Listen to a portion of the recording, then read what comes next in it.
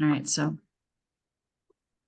Hi, I'm Rosalie Bingham, and we're looking for accountable candidates. And I think I found a really good one, Dave. I'd like to have him introduce himself and tell us what he's going to be accountable to our his constituents. And here we go. Hi, Dave. Hey, Rosalie. Hey, thanks for doing this, and thanks for the conversation. I really appreciate it and give me a chance to get my message out. I'm Lieutenant Colonel Dave Flippo. I'm running for Congress in the 4th Congressional District, so I intend to beat Stephen Horsford. And I've got a lot of things with everything that's going on in this world right now, and especially this country. There's so many things to fix, but I do have some priorities. But real quick about me, when I decided to enter this race 2 years ago, it took me a while at first, but then I had to look at what's on the horizon and what I thought 2024 was going to be all about. And with my experience, so 24 years, retired Air Force, I was a combat commander in Iraq, and was in Baghdad the day we captured Baghdad. So I've got a lot of experience on the national security side. I spent most, if not all of my career in the desert, because I came in '85 and I served till '09. So that was through Desert Storm, all the way through Iraqi freedom and enduring freedom and all that. So I spent a lot of time in the desert, and I understand the situation there. So I understand national security. When I retired as the maintenance commander up in Eielson, Alaska, I was hired by BP to manage their maintenance on the oil fields in Alaska and create their preventive maintenance program for them. So I spent 10 years doing that up in Alaska, commuting here from Nevada. So I've been in Nevada for 10 or 12 years now, commuting back and forth to Alaska until about 4 years ago, we permanently moved here in Nevada. But it was a 2-week on, 2-week off job, and I would just commute from here in Nevada. So so I have oil experience and energy experience, and I understand the energy industry. And currently I'm a small business owner. I own 2 small businesses. And so I'm directly impacted by this Bidenomics and what's going on with the economy. And I intend to fix that for all small business owners. So when I looked at all that, my experience, and I said, what's wrong with this country and what's going to be happening in 2024? I was spot on. I have the national security experience. We've got Ukraine going on. We've got Iran going on. We got the Houthis, the Hezbollah, the Hamas. All those organizations, whenever we have weak leadership in the presidency, we end up having national security issues. I've been in the military long enough to understand that. And that's what's happening right now. So when I look at those 3 things, the top priorities to me and things that I have experience in, border security is my number one. I want to get border security fixed. The problem right now that we have with border security is that we're letting it be done through executive orders. And what we need is Congress to act. Unfortunately, we already have laws in place that would prevent a lot of this border security and open borders that we have now from being implemented. But when our federal executive administration wants to ignore those laws, then we have trouble. So we need Congress to hold the feet to the fire to the executive branch and enforce the laws that we have. And that may include doing another border bill that is more stringent. We need to shut the border down for a while. I'm working with groups, the Hispanic groups. They're very interested in what they call the Dignity Act. Down in Arizona, there's 2 things happening down there. There's a 12-step process and an 8-step process to secure the border. What we need to do is take a look at all of these initiatives that are being presented. And when it comes to border security, I'm endorsed by Paul Gosar down there, congressman in Arizona. We're going to work together on this border security. So I'm already working with him on that. So that's my number one thing that we need to do is border security. But as we get into the economy and my background and experience on energy, and I tie the economy and energy together, because what we had happen when Biden took over was gas prices more than doubled. We instantly saw $6 a gallon gas, and we had labor wages go up. So not only did we have the issue of transportation and logistic costs going up and more than doubling. And if you think about that from a farmer's perspective, who has to plow their field 4 or 5 times, that's all diesel fuel. And then they got to get it to the grain elevator, and then they got to get it on a train. All of that's diesel fuel. And then it's got to get from the warehouse where it's processed to the shelves on your store. every step along the way of that is oil, is energy. And when that price doubled, obviously we saw that in the store. And then on top of that, we had labor costs more than double.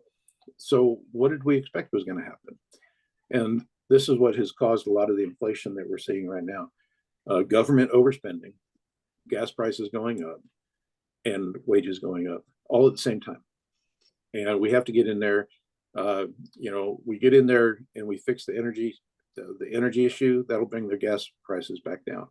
Then we can work on we're not going to bring labor costs back down. They're fixed now. You're never going to take wages away from people. So that's going to be a tough one to fix because that's a fixed cost now for business owners. And then we have to get our national security back in order. And we got to stop spending. The biggest cause of inflation is government overspending. And we all need that. And we all need to understand that we need to fix that and just stop spending what we don't have. So those are issues: border security, the economy, energy. And the third one really that I'm very interested in, and I want to be on the National Resources Committee because in Nevada, that's a big issue for us. I've gone out to the rurals quite a bit, and land use rights always comes up as a topic. The amount of land owned by the federal government here in Nevada is outrageous, and it's very similar to Alaska. Those are two states that are overwhelmingly owned by the federal government, and we need a process in place to get that land back to us so that we have use for it. Because right now, if you go out to the rurals, they're not real happy with all this solar going up because it's in their backyard. They moved into the rurals to get away from all this, and we don't want solar farms in our neighborhood in the big cities, so we send them out that way on this federal land that we have no control over. So there's all sorts of issues out there that are affecting Nevadans. And the biggest thing when it comes to natural resources, and wanted to be on that committee, is water. Now, I was in Denver a couple weeks ago, and I was talking with Lauren Boebert, Congresswoman Boebert, and she was giving a speech on a day that it just happened to be pouring down rain. And she was talking about the water issue that they have in Colorado. So after her speech, I talked to her, we sat down, and I said, "What's your water issue here? Because we have a different water issue, I think, in Nevada."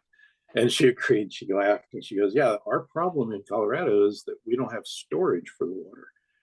And that struck me as strange. And I said, "Well, that's interesting. So you have plenty of water, but you don't have a place to store it." And so we had a really good conversation. And she wants to work with me in Congress to get this water situation sorted out, because if they can store more water with reservoirs and other means of storing water in Colorado, then the possibility exists that they would be taking less water off the upper Colorado. And if they can because Denver is supplied by the upper Colorado. And if they take less water off the upper Colorado, what's that do downstream for us? And maybe it's time to take this 100-year-old water policy that we have and revamp it. And let's reallocate those percentages, because as you know, we only get 1% of the Lake Mead water, and the rest is going to the other states that are along the Colorado. So we need to fix that. So I've got two congressmen ready to work for me right now. One to help on this border security, and one to help on this water issue. And we're gonna partner together, and we're gonna create a bill that reestablishes how we're going to do that. So that's why it's important for me to be on that National Natural Resource Committee. So hope I didn't take too long.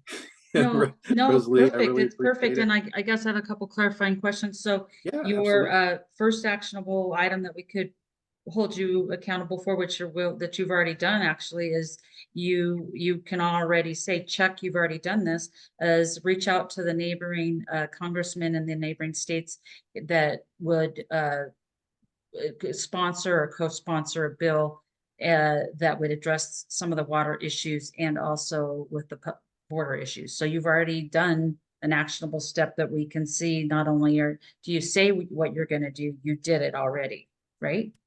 You've already done absolutely. it. And I've actually been down to the border 6 different times Okay. because I don't believe, I believe you got to get feet on the ground and you need to understand the problem. And I've been down there. I've talked to the cartels. I've talked to Border Patrol. I've talked to the NGOs that are down there. And I've even talked to the illegal immigrants because I want to get an understanding of what's going on. And the rules changed for the border security. 4 years ago, it was retain and send back. Now it's process. And that's how their rules have changed. And to tell you the truth, border security is not happy with it, but they have a job to do, and they're under the orders of who's in charge of them right now, which is Mayorkas. So that all needs to change, and Congress needs to make that change, not the executive branch. And that's what's happening right now, is we're having border security and we're having energy policies all dictated by the executive branch, because Congress is failing to act and take the leadership role in that. Mm-hmm. Okay, so the second thing would be, you've already reached out to the, to reach out to the congressman. With a second thing would be that you're going to sponsor a bill, but you would sponsor a bill with these people. That what would be the second thing after that? Because I've been asking most of the candidates to get more involved with first of all, I think we need to have education with our public to actually look at viable solutions and start critical thinking. I think a lot of us aren't taught how to look at a situation. And, you learned that probably in a survival mode, but you were probably taught that to be able to look at something and have critical thinking that usually yielded a successful result, because you were a captain or a commander in chief, commander. So I would imagine that that, but I don't think a lot of lay population, the average person, knows how to do critical thinking. So bringing maybe more education into our public to be able to assess, do you think that's important, to maybe bring people together in a commonality and how we solve problems, instead of blaming, but we take responsibility for them and make decisions based off of, viable options? What do you think? Yeah. So one of the things I've learned in all my years of leadership is that the leader doesn't necessarily have all the answers. So it's a collaborative process. You have to trust those that are working for you, and even on other areas, right? So, when it comes to border security, I'm working with the Hispanics. I'm working with all the communities that are involved in border security right now. I'm already doing it because I only get 2 years, and I don't know if I'll get reelected. So I've got 2 years to make something happen. And so I'm already working those issues so that I can go in there and present a bill that would work. Right now, they're stymied on the border security bill. What we need to do is, one, follow the laws that we have, and two, get a bill in there that's reasonable, rational, and has been vetted by all these other people, because we don't have all the answers. We're 435 people up there in Congress. There's a lot of smarter people out there that have created programs and that we can implement. So that's just border security alone.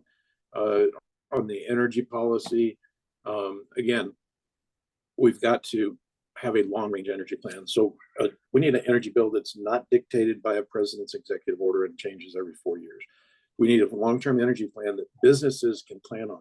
If businesses can plan on something and they know that oil is going to decline over the next 80 years, and then look what we have in the future. We have fusion, we got hydrogen, we have all these other new energy sources that are coming out that are not part of the plan right now, because we're only looking at tomorrow. Because what we have right now is politicians.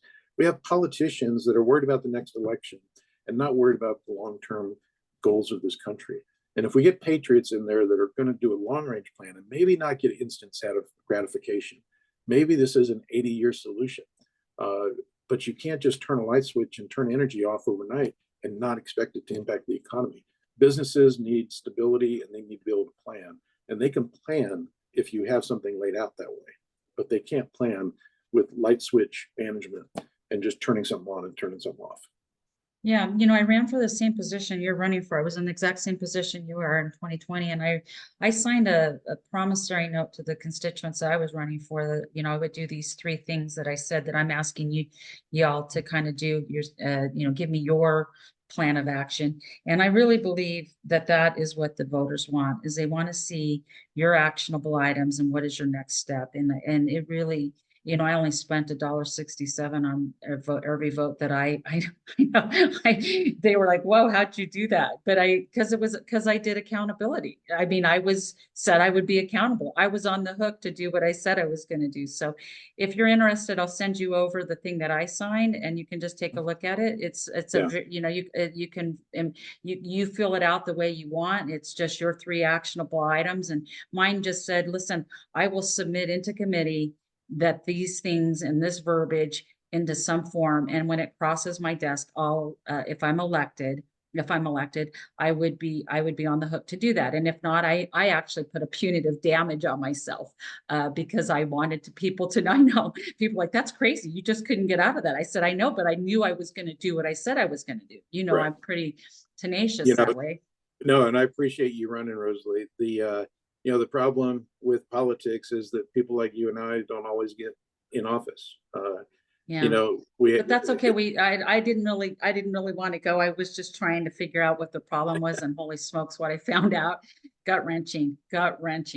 Yeah. I really appreciate your time, David. If you've got any more things that you want to talk about, I'll send this over to you. I want people to understand we're dealing with accountability and somebody who's got a plan of action. That's what I'm looking for, not people that are blaming other people or that are paranoid about something else, but really focused on solutions that they can take one step in front of the other. And you're taking your own responsibility as being a citizen.